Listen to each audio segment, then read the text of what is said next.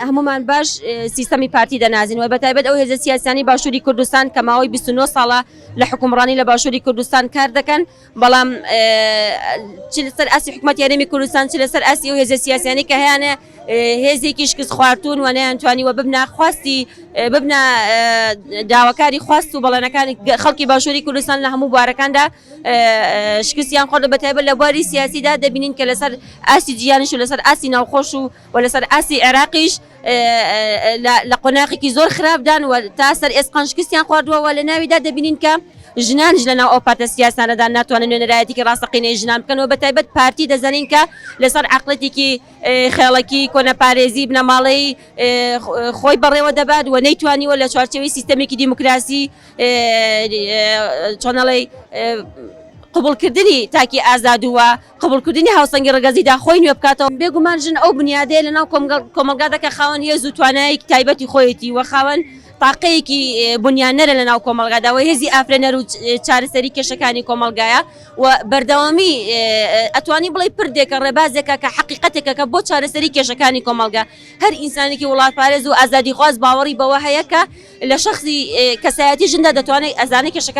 کێشەکانی کۆمەلگا چارەسەر بکە و بێگومان ئەو هێرشانی لە ئێستادا دەکرێتە سەر ژنانی ئازادی خواست لەناو هەموو بزوتنەوە و لەناو هەموو جوڵانەوە ئازادی خوازەکانە ترسێکە لەو تێکۆشانەی کە بە پێشەنگایەتی ژنان بەڕێوە دەچێت و پێیان وایە ئەو تێکۆشانی کە ئەمڕۆ لە پێشەنگایەتی ژنانە بەڕێوە دەچێت ترسێکە بۆ لەناوبردننی ئەو دەسەڵاتەی ئەوان کە لە چوارچێوەی عەقڵەتی کۆنەپارێزیدا و لە چوارچێوەی عەقڵەتی بەرژەوەندی تەسکی حیزبایەتیدا بوونەتە هۆکار بۆ لە دەستدانی دەستکەوتەکانی گەلی کورد و بوونەتە بەڵایەکیش بەسەر کۆمەڵگەی باشووری کوردستان و تەواوی ناوچەکەشەوە کە ناتوانن نوێنەرایەتێکی ڕاستەقینە بکەن و من ئەڵم لێرەکانەدا ئەوە دەڵم ئەگەر ئەوان باوەڕن بە هێز و توانای ژنیە بۆچی لە ڕۆژاوای کوردستان دژی سیستەمی هاوسەرۆکایەتی هەموو کارێک دەکەن هەموو پلانێک ئەجێڕن بە ئەوەی هەڵبوەشێتەوە ئەگەر باوەڕیان بە هێز و توانای ژنیە بۆچی دژی سیستەمی خۆسەری لە ڕۆژاوای کوردستان و لە شنگال پلان دادنن بێگومان ئەو هێز و توانە و تاقەی کە ژن هەیەی و ئەو ژنانی کە ئەمڕۆ لە تێکۆشانی ئازادی گەلی کووردا پێشەنگاتی دەکەن لە پێناو دروستکردن و چەسپاندنی ژیانێکی دیموکراسی و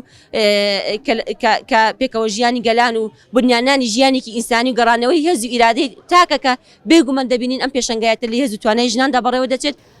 طبعا لەم چەند ڕۆژی ڕابردووە لێدوانێک ڕاگەیەندراوە کە بوونی پارتێکی سیاسی کوردی کە زۆرینەی ژنە و ئەمەش بە جۆرێک ناوی هێنراوەکەوە ژن وەک ڕەگەزێکی کەم سێر بکرێ ئەوەی جێگەی داخە ئەوەیە کە ئەو بەڕێزە ناوی ڕۆشنبیر لە خۆێنێ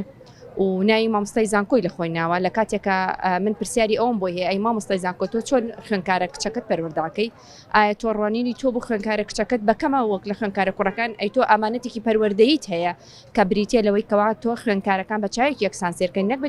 چاوێکی جیاوازی ڕەگەزایەتی دوو پەیامی تۆ پەیامێکی پەروەردەیە پێش ئەوەی پەیامێکی سیاسیت هەبێ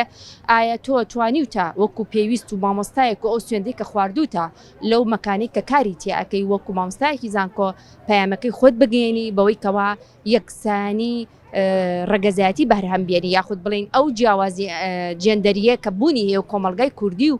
پێوەی دەناڵێنێ تۆ توانیتە کاڵی بکەیتۆ یان هاتووی لە دوای ئەو هەموو و لە سەردەمێکی نوێ بتەوێ سەر نەنوێت توی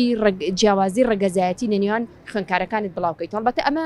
نمونەیەکی سەرەتاییە کە ئێمە باسی ئەەکەین چکە ئەمەیە وەکو لایەنە پەروەردەیەکەی وەکو لایەنە سیاسیەکەی بەڕێزت خۆت لە ژن بوویتە و ئەوەی کە ئەمڕۆ تایت و لەو مینبەرە کە زۆر بەسنگێکی فراوان قسە ئەەکەی ئەوە بزانێت کە ژنێک هاوکارتە لە پشتەوەتە کە تۆ گەشتویتە تا ئەو مەرحەلە کاتێک کە تۆ سوکایەتیت بە ژن کرد وانێ وای سوکایەتیت بە نزیکترین کەسی ژن لە خێزانەکەتەوە کردووە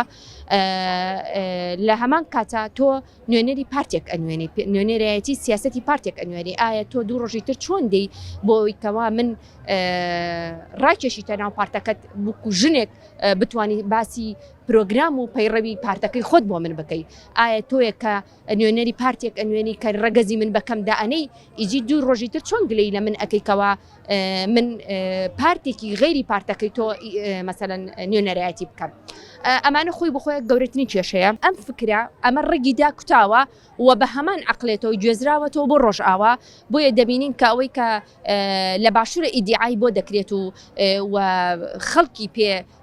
سەرقاڵ ئەکرێ مەسلەی سەربەخۆی کوردستان و مەسلەی کوردبوون و زمانی کوردی و چیچی ئێوە شۆڕشتان بۆ کرد کە ئێوە زمانی کوردی ببێ زمانی ڕسمیەوە لە حکمی ذاتی زمانی کوردیتان داوا کرد بەڵام ئەی ئێستا بۆ لە ڕۆژئاوای زمانی کوردی زمانێکە ئەبێ دای زمانی عەرەبی بێ بۆ خوێندن و پەروەردا یاخود مەسلەی هاوسەرۆکایەتی یەکێکە لەو پرۆسە سیاسیەی کە دوای تەجروبەیەکی زۆر نەجاحەتی بەدەستێناوە تەنها نەک لە ڕۆژئاوای کوردستان بەڵکو لە باشووری کوردستان بوونی هەیە لە وڵاتانی